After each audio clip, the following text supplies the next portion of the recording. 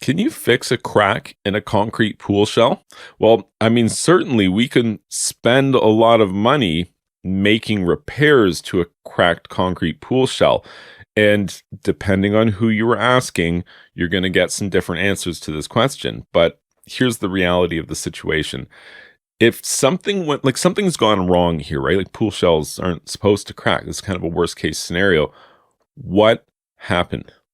It's really important to know what's happened here. Did the pool crack because it was underbuilt to begin with? Because if that was the situation, okay, so you fixed it. If it's underbuilt, it's still underbuilt everywhere else. It's going to break. It's going to break in 3 more places. That's probably barely hanging on.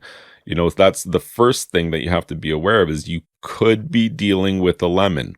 It's something that happens. It would be very, very unfortunate to consider, but surely in a conversation like this, we have to discuss this potential that this might be an unfixable pool shell because it was just built to be inferior, whether under-engineered or there was a problem during the actual build, whether from inexperience or something like one of the trucks of concrete was delayed or there was a hot load or any kinds of things can happen which can cause a problem which is hard to recover from. And something like a swimming pool shell, I think we could all agree would be an unforgiving example, like an example of a project which is unforgiving. If things go wrong, will it be okay? Maybe. It's of all the, like, I want my sidewalk project to go wrong 10 times. I don't want my pool shell. I don't want that to be a bad day. I want that to be a good day. So here's the thing about a cracked pool shell. You can make repairs to it, right? Like there's many different processes out there. You can look into them. There's videos and write-ups and whatnot. Like a common one would be to use high-strength steel staples. Basically just picture like a giant Frankenstein scar. Chip out, expose the crack, possibly inject it with some sort of, epoxy or a flexible urethane, something to this degree. Maybe use a hydraulic waterproof cement or a non-shrink grout product. There's a couple of different layers of protection that we can add there. But ultimately, at the end of the day, the staples, the urethanes and the grouts and all of this stuff, if there was enough force applied for your pool shell to break, like think of how much force that would take to break a pool shell in twain. If that force applies again, for whatever reason, if whatever caused the last one to do it is doing it again, your repair is not stronger than what it was the first time around. I think we can all recognize that. And so unless the repair itself could handle a certain amount of joint movement, which something like a flexible urethane potentially maybe could, there's an underlying structural issue here. Pool shells aren't supposed to move. The ground around pools isn't supposed to move. The pool shell is supposed to be strong enough and contain enough steel to withstand any kind of movement, anything like that. And it is possible. You do run into this when you deal with like a lot of pool remediations, before you even get started with a major pool remediation with like cracked pool shell, we might be looking at things like an x-ray. Take an x-ray of the pool walls and the pool floor. Let's get an idea what kind of steel was used, how much of it was used, how thick it was, and what the grid looked like. It would also be a good idea to do core samples.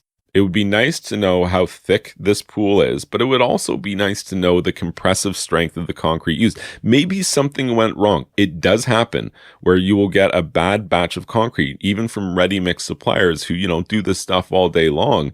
That's the thing. You do this stuff all day long. Like I've heard it before. It's happened to me before. Oh, we forgot to add whatever, this thing, and you get this one and it doesn't set up properly or the color looks different, and you get the ready mix guys to come out the next day and they take a look at it and do some tests, and they're usually willing to cover the mistake, if it's testable and they're able to determine that it's happened. But like, my point simply being is that bad concrete happens.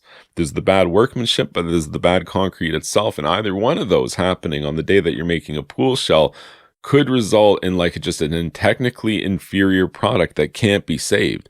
If you do a compressive test of this concrete and it's like little stronger than like a firm sandcastle, don't fix the crack. I'm sorry to say it to you, but don't fix the crack, because you're putting good money after bad here. There is no resolution that's going to result in this pool working properly again. You got to go back to the drawing board. You got to get engineering to come in. You got to evaluate why it's breaking. Is the ground even suitable to hold a swimming pool? Is there anything you could install, like pillars or piers, or, can you install a new pool shell inside the old pool shell? But you don't just do this with your friend Bob over a case of beer one weekend. Like, this is professional level work. I wouldn't do it, and I know an awful lot about swimming pools. Wouldn't even think about taking that on for myself, nor why would I want to? Why would I want that liability? Why would you want that? Just hire a professional engineer who can come and evaluate the situation for you. Yes, it's going to be expensive, but I think we can all agree having a cracked concrete pool is kind of a worst case scenario from an expensive, broken thing perspective. Unless your teenage kid crashed your Ferrari while you were away for the weekend, I think a cracked pool shell is right up there with problems that are expensive and you would like to avoid if possible, and certainly not something that you want to experience twice. You go through all the money of fixing it and it cracks again, forget about it. Just get a professional in there if you're dealing with this problem. You can't really fix it. Unless you build an entirely new pool and use a shotcrete or gunite process, which is the only way to bond new concrete to old concrete without having a detectable cold joint between the new and the old layer.